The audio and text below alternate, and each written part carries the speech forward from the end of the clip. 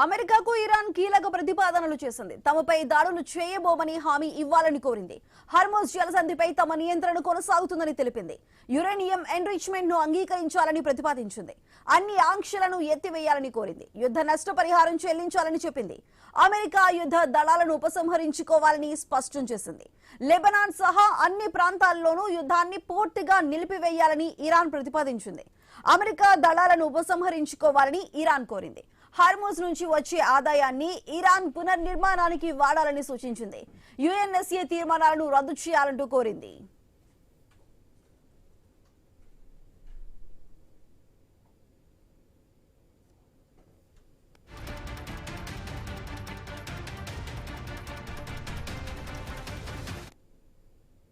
యుద్ధం మొదలైనప్పటి నుంచి హార్మోజ్ నుంచి నౌకల రాకపోకలు ఆగిపోయాయి. ఈ మార్గం గుండా ఎల్ఎన్జీ ఇంధనం రవాణా నిలిచిపోయింది. అప్పుడప్పుడు కొన్ని నౌకలు మాత్రమే జలసంధిని దాటాయి. భారత్కు చెందిన కొన్ని నౌకలు హార్మోజ్ దాటి బయటకొచ్చాయి.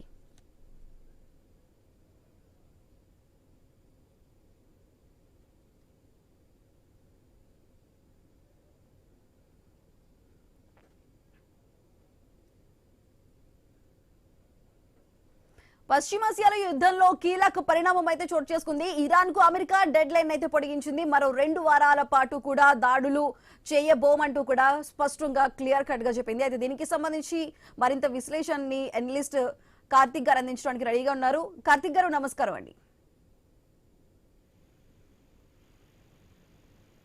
నేను నిన్న కూడా మీ ఛానల్ ఫోన్లో చెప్పాను, యుద్ధం మరొక స్టేజ్కి పోయే అవకాశం లేదు.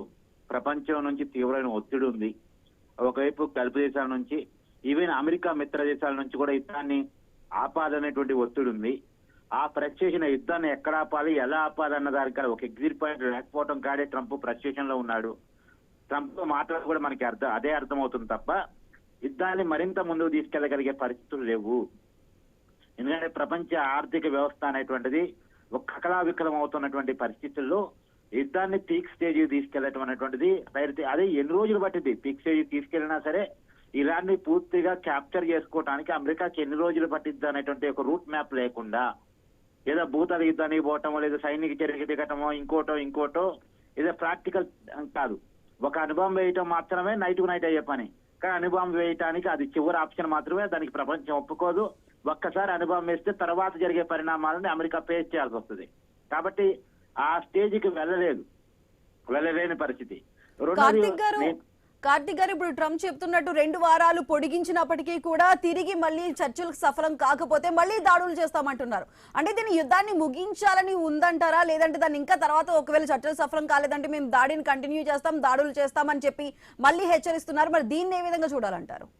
అంటే ట్రంప్ మాటల్ని మనం పరిగణలో తీసుకోలేమండి. ఎందుకంటే ట్రంప్ క్రియలు మాత్రమే మనకు ఆలోచించాలి తప్ప ట్రంప్ మాటల ఆధారంగా మనం అనుకోలేము. ఎందుకంటే ఇప్పుడు ఒక మాట మాట్లాడతాడు, సాయంత్రానికి ఇంకొక మాట మాట్లాడతాడు.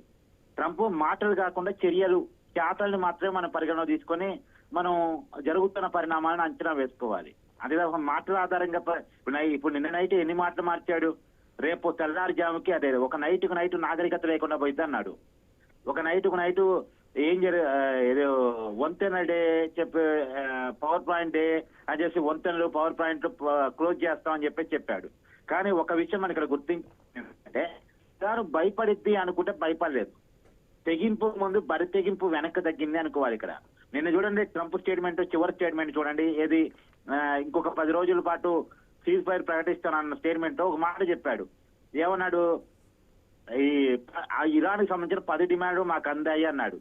ఆ 10 డిమాండ్లు నాకు అందాయి అని ఒప్పుకోవటం అంటేనే ఒక వెనకడు. ఇప్పుడు దాకా అసలు ఇరాన్ డిమాండ్ మేము అంగీకరించాం, అసలు మేము చెప్పేది ఇరాన్ వినాలి అన్న పరిస్థితి నుంచి ఇరాన్ తో చర్చలు, ఇరాన్ డిమాండ్ మాకు అందాయి అనేటువంటిది. ఇప్పుడు ఇస్లామాబాద్ లో చర్చలు ఏ పాయింట్ ద్వారా జరగబోతున్నాయి, ఇరాన్ పెట్టినటువంటి 10 డిమాండ్ల ఆధారంగా చర్చలు జరగబోతున్నాయి. ఆ మేరకు ఇరాన్ విజయం సాధించగలిగింది అని మనం అనుకోగలగాలి ఇప్పటికైతే. అయితే చెప్పండి. ఓకే కార్తిక్ గారు, అసలు ఏం జరుగుతుందో చూద్దామండి. థ్యాంక్ యూ అండి.